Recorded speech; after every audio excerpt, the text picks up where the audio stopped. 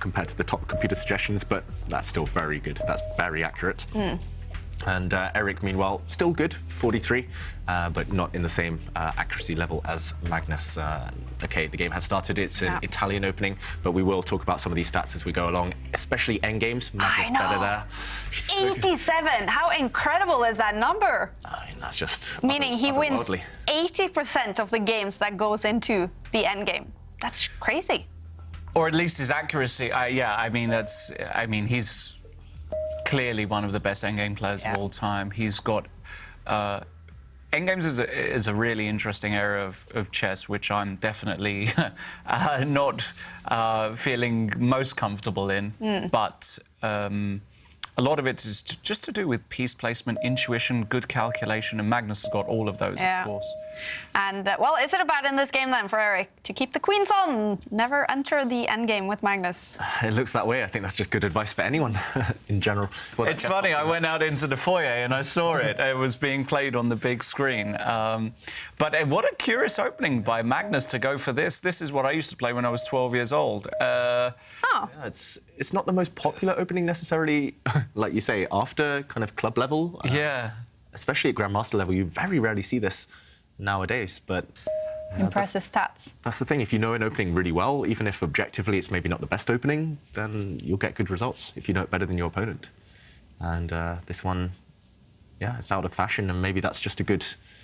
kind of a good piece of advice to follow. If an opening's out of fashion, you can reinvent it, you can pick it up. Your opponent might not be familiar with what to do.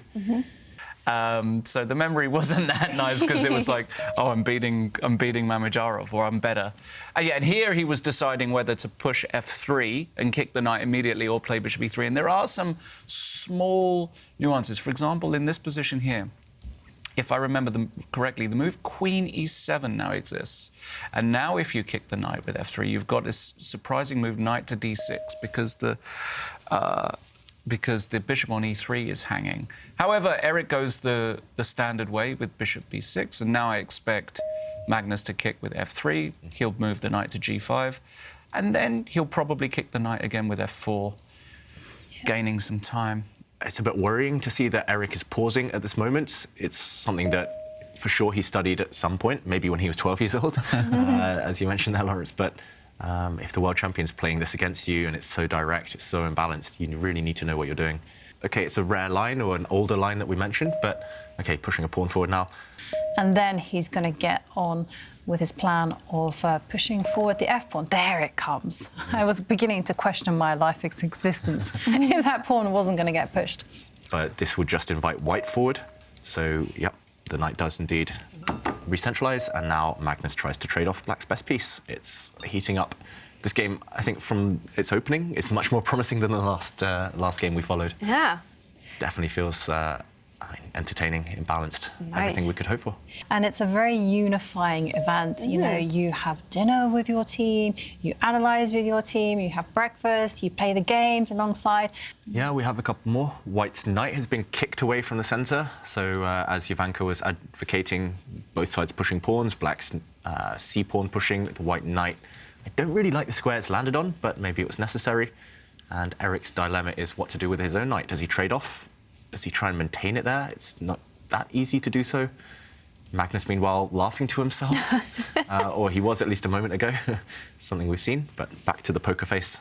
If he could get that position every game. And now we're going to see it. So let's see what Eric does here. And he's going to take a pause. Rapid game where you don't have time to calculate. It looks so scary, to allow this pawn stepping forward. And he actually plays your move, your first instinct. So the bishop's potentially on a good diagonal if things open up. But this one is blocked in, and your king is kind of left to its own devices. Look at that. There we go. There we go. And we have it on the board. You know, I mean, it's every person's dream, right? I mean, I don't care what the computer says. Computers could say, like, black is winning, but I'd be very happy. Yeah, I mean, just look at that king. It's got 0 defenders around it. It's got 2 pawns rushing towards it. The bishop is coming to this square, maybe even to sacrifice itself to open things up. The rook could potentially be coming at some point to swing over. I don't really see any sacrifices working. OK, he does play it. Maybe he needed to. Oh, now things get very exciting because All kinds of things are in the air here now. If white takes this pawn or white leaves it. Bishop g5 here, just moving away. You gain an important tempo because you can play queen to d5, and you're threatening mate all of a sudden. So I do like this move, and Magnus has decided to take.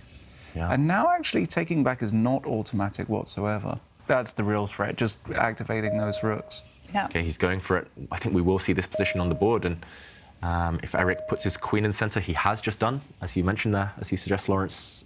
But now is the time for white to regroup and start looking after the king. And I like Magnus's last move. I was also maybe considering moving the rook up one square as well, just to kind of overprotect the queen. Maybe it can. And it has been taken. It has been taken, okay. So the idea is that the bishop falls, but if the bishop falls, the black queen can take the white bishop, which was hanging.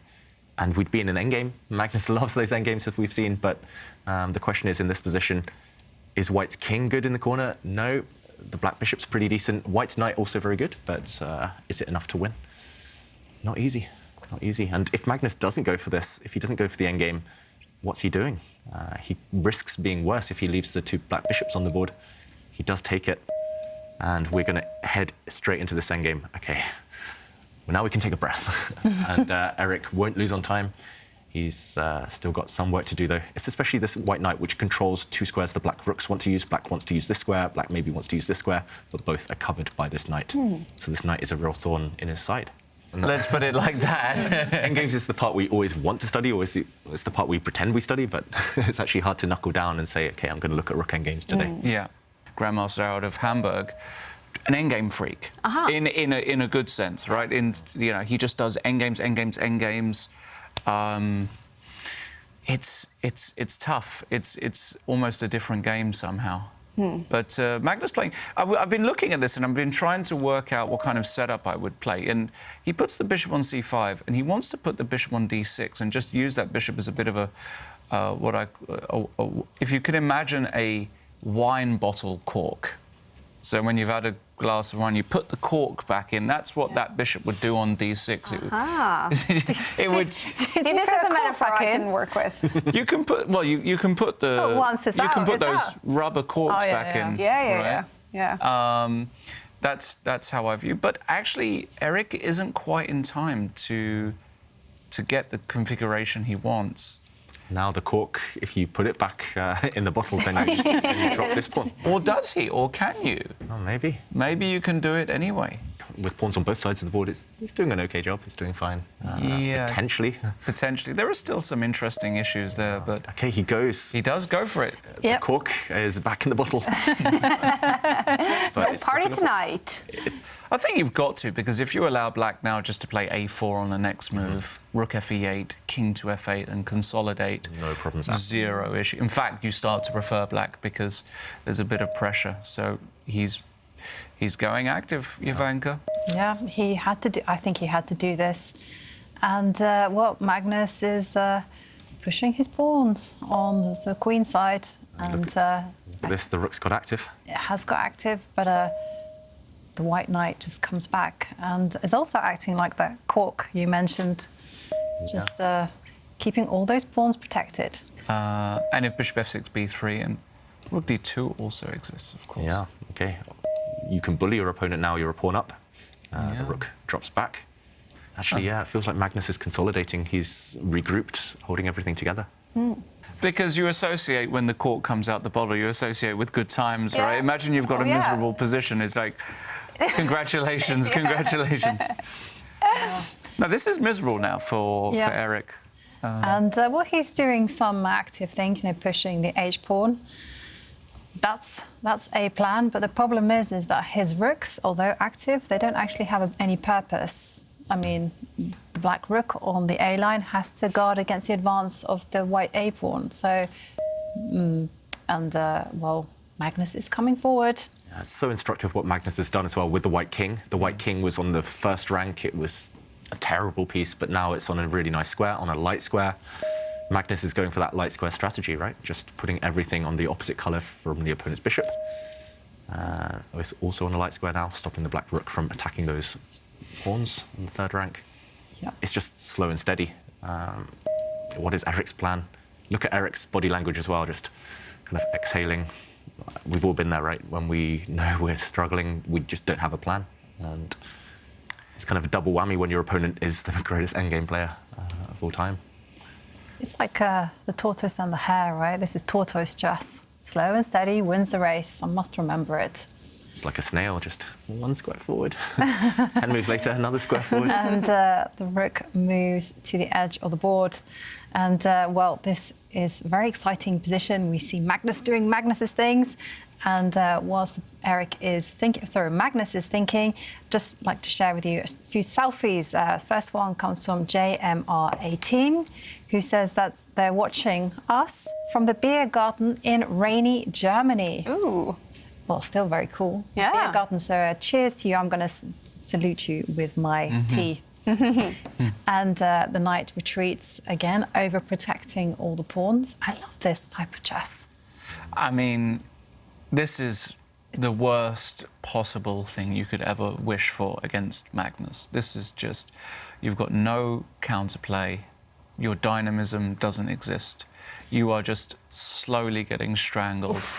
And Eric knows this. Yeah, Eric is fully aware of what's going on. You sounded like that Eeyore just then. Eeyore? Eeyore, yeah. From Winnie the Pooh? From Winnie the Pooh. Oh, no. Oh, My position is that what he bad. said? Yeah. Sorry, Lawrence. No. It's I take it. He was cuddly and nice, wasn't he, Eeyore? I'll take it. Yeah. No, this is horrible. Knight G4 is a great move. I mean, the evaluation bar shot up. I was wondering whether White could have been greedy and just gone to grab a second pawn. White's rook on the c-file. Could have grabbed that isolated pawn on c7. But Magnus, just keeping control. And you could just see that sigh from Eric. Yeah. He just knows it's over. Magnus is in his element.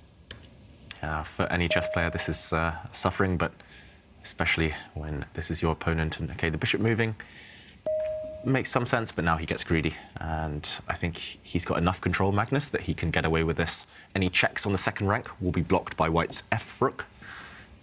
The rook sitting there near the white king, which we'll see, most likely.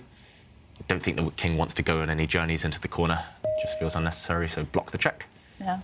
And he's lined it up so beautifully. I mean, there's no tactics whatsoever in Eric's favour, and he moves his rook. Tactics against the black king now. I know. Oi, oi. You see what's happening. Yeah, we're going to see actually Magnus go on the attack. The black king, when it moves to the... OK, is Eric going to resign? Because if you block this check, it's pretty much the same as resigning, right? You can drop back with the black rook or the black bishop, but if the king goes to the edge of the board, the white knight is going to jump into the centre and start going for the black king. OK, we'll see this on the board. And, I guess the white knight will jump to the middle, attack the rook, and also threaten the f7 pawn. And the black king is in a mating net. Yeah, I think we're going to see, just body language-wise, Eric is about to resign any moment. And there we go. The black rook was attacked, the black pawn was attacked. Nothing to be done. Yeah. He resigns. It's a win for Magnus Carlsen, striking back after losing in the first round. Now 3 points in this second game against Eric Hansen. It was a great game by the world number one. 41 moves. He took it into the endgame.